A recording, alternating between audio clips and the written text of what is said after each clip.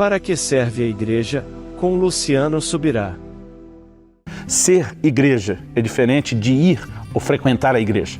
Nós criamos um conceito de que a igreja é o prédio, de que a igreja é um ambiente físico, quando na verdade a igreja somos nós.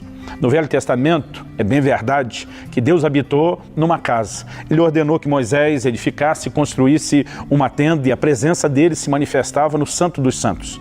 Depois disso, Salomão constrói um templo para Deus e aquela mesma nuvem de glória que se manifestou era o indicativo da presença de Deus, agora se manifestando nesse ambiente físico.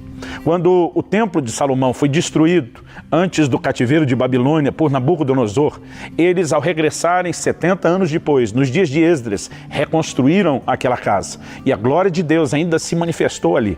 Mas nos dias de Jesus, esse templo reconstruído do período do pós-exílio de Babilônia, que Herodes reformou e que era o templo dos dias de Jesus, o próprio Senhor Jesus anunciou: não ficará pedra sobre pedra que não seja derrubada. Aquele templo foi destruído no ano 70 da era cristã por ocasião da invasão de Roma, liderada pelo general Tito. E desde então, não há uma casa, não há um prédio, mas antes do prédio ser derrubado, a Bíblia diz que quando Jesus na cruz brada, está consumado, o véu do templo se rasgou. Naquele momento a presença de Deus deixou de estar restrita a um prédio ou a um ambiente. Na verdade, Estevão, em Atos no capítulo 7, faz uma declaração importante. Ele na sua pregação, ele destaca no versículo 48 de Atos 7, entretanto, não habita o Altíssimo em casas feitas por mãos humanas. Uma nova estação foi inaugurada a partir do Senhor Jesus. É verdade que no Velho Testamento a presença de Deus se manifestava numa casa e num ambiente físico, sim. Mas agora Estevão não está dizendo que Deus nunca habitou, ele está dizendo que Deus não habita mais. A palavra de Deus diz em Efésios 2 que nós somos morada de Deus no Espírito. Nós nos tornamos o santuário de Deus. Nós somos a igreja. O lugar onde a presença de Deus se manifesta hoje é nas nossas vidas. O lugar onde Deus habita é nas nossas vidas. E nós precisamos entender a igreja como algo que vai muito além do prédio. O prédio é importante, mas ele é um acessório, né? Ele é uma ferramenta, ele é um instrumento que nos serve, mas ele não é a igreja. Esse conceito de vamos à casa de Deus, como se a casa fosse o lugar, o ambiente físico, a construção, é algo que pertence à velha aliança. Nós não encontramos declarações como essas na nova aliança. Aliás, em Atos, no capítulo 8, no versículo 3, quando a Bíblia descreve Saulo, ainda antes da conversão, na condição de inimigo, perseguidor da igreja, a palavra de Deus diz o seguinte, Atos 8, eu vou ler do versículo 1 até o 3. Saulo consentia na sua morte, aqui a Bíblia está falando da morte de Estevão. Naquele dia levantou-se grande perseguição contra a igreja em Jerusalém. E todos, exceto os apóstolos, foram dispersos pelas regiões da Judéia e Samaria. Alguns homens piedosos sepultaram Estevão, fizeram grande pranto sobre ele. Saulo, porém, assolava a igreja, entrando pelas casas, arrastando homens e mulheres, encerrava-os no cárcere. Algumas informações importantes que nós temos aqui. Em primeiro lugar, quando a Bíblia diz se levantou perseguição contra a igreja em Jerusalém, a Bíblia não está falando da perseguição contra o prédio, contra o lugar de reunião. Fala de um povo que foi disperso. Depois a Bíblia diz que Saulo assolava a igreja. Onde? Entrando nas casas, perseguindo e prendendo as pessoas.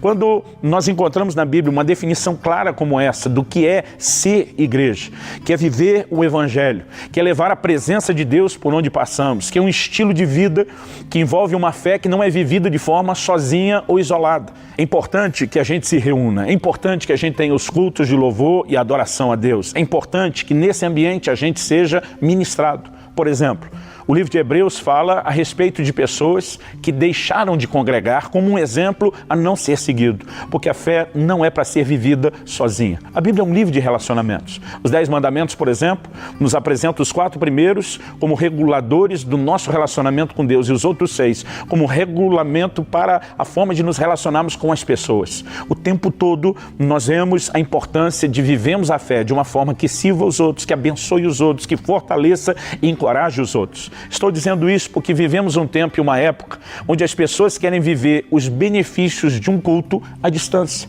É lógico que há ferramentas como esta da internet que nós usamos. Você tem sido abençoado à distância por aquilo que ensinamos. Mas ainda que a gente transmita o culto ao vivo, e nós fazemos isso no nosso contexto de igreja, especificamente porque há irmãos trabalhando em viagem que querem acompanhar o ensino, há pessoas à distância que dizem nós precisamos de um pouco mais de alimento, mas nós precisamos entender para que essa transmissão acontece. Não é para substituir o ambiente onde congregamos. Há muitas pessoas hoje tentando viver fora do contexto da igreja, de um convívio com o corpo. Ele não tem uma localidade onde ele serve, onde ele é alimentado, onde ele se submete, onde ele é corrigido. E muitas vezes nós tentamos viver o evangelho só de forma virtual, quando isso deveria ser só um acréscimo, quando isso deveria ser apenas um alimento a mais, um instrumento a mais que nos ajudasse a frutificar aonde estamos. Sim, eu e minha casa temos uma igreja local aqui em Curitiba, onde nós servimos, onde nós adoramos a Deus, onde nós somos ministrados, irmãos com os quais nós nos relacionamos e vivemos juntos. Isso é ser igreja. Apenas estar no culto, nesse ambiente da reunião, não significa que eu e você estamos sendo igreja. Na verdade, quando eu olho para a palavra de Deus, eu vejo esse contexto de uma igreja que se reunia também nas casas. Até porque quando as reuniões se tornam grandes, nós não conseguimos viver o contexto de igreja com tanta gente. Nesse momento, eu não consigo saber o nome nem de todas as pessoas que frequentam as nossas reuniões ao domingo. Então, se a gente partir do pressuposto que o pastoreamento acontece só porque eu estou ensinando essas pessoas, a visão está incompleta. Jesus ensinava uma multidão, pregava, ministrava as necessidades deles, mas a Bíblia diz que ele se compadeceu porque eram ovelhas que não tinham pastor. Ele estava olhando para aquela multidão que o seguia, dizendo, vocês não têm pastor. Ele estava dizendo, eu não me reconheço pastor de vocês, o que eu estou fazendo não é pastoreamento. Pastoreamento era o que Jesus fazia com os 12. Pastoreamento é o que ele propôs a ser vivido pela igreja, que tinha grandes ajuntamentos, mas tinha também os relacionamentos nas reuniões menores. Há mandamentos da palavra de Deus que nós não vamos conseguir praticar nas grandes reuniões. Por exemplo, em 1 Coríntios 14, 26, Paulo diz, quando vos reunis, um tem salmo, o outro tem doutrina, um tem revelação, o outro tem língua, o outro tem interpretação. Eu não tenho a menor condição de tentar praticar isso nos nossos cultos de domingo. Por quê? Nós temos milhares de pessoas, como que cada um vai participar? Quanto tempo levaria uma reunião como essa? Mas, por exemplo, nós temos um contexto, e eu não estou dizendo que as outras pessoas tenham que reproduzir isso dessa forma, mas onde nós temos reuniões menores e incentivamos nas casas os irmãos a fortalecerem uns aos outros, a corrigirem uns aos outros, a ajudarem uns aos outros, a viverem a prática do discipulado. Ser igreja é muito mais do que frequentar uma reunião. E ser pastor é muito mais do que falar ao coração das pessoas, ainda que com conteúdo bíblico que alimente, que desperte e que faça diferença. Eu digo isso porque muitas pessoas, por onde passo pregando, nos comentários, nas nossas redes sociais, se referem a mim como sendo pastor virtual delas. Eu agradeço o carinho, eu agradeço a credibilidade, um reconhecimento bonito como esse, mas eu não posso aceitar isso como verdadeiro. Você precisa não de um pastor virtual, você precisa de um físico, de um presente, gente que toque a sua vida, que te alimente, que te corrige, que te fortaleça, que te direcione a viver e a cumprir o plano e o propósito de Deus. Nós precisamos de crentes que vivam não apenas de um alimento virtual, mas que vivam a realidade dos relacionamentos. Outro dia alguém me disse, mas pastor, esse negócio de relacionamento é muito custoso, dá muito trabalho, dá muito desentendimento. Eu falei, até isso faz parte do crescimento.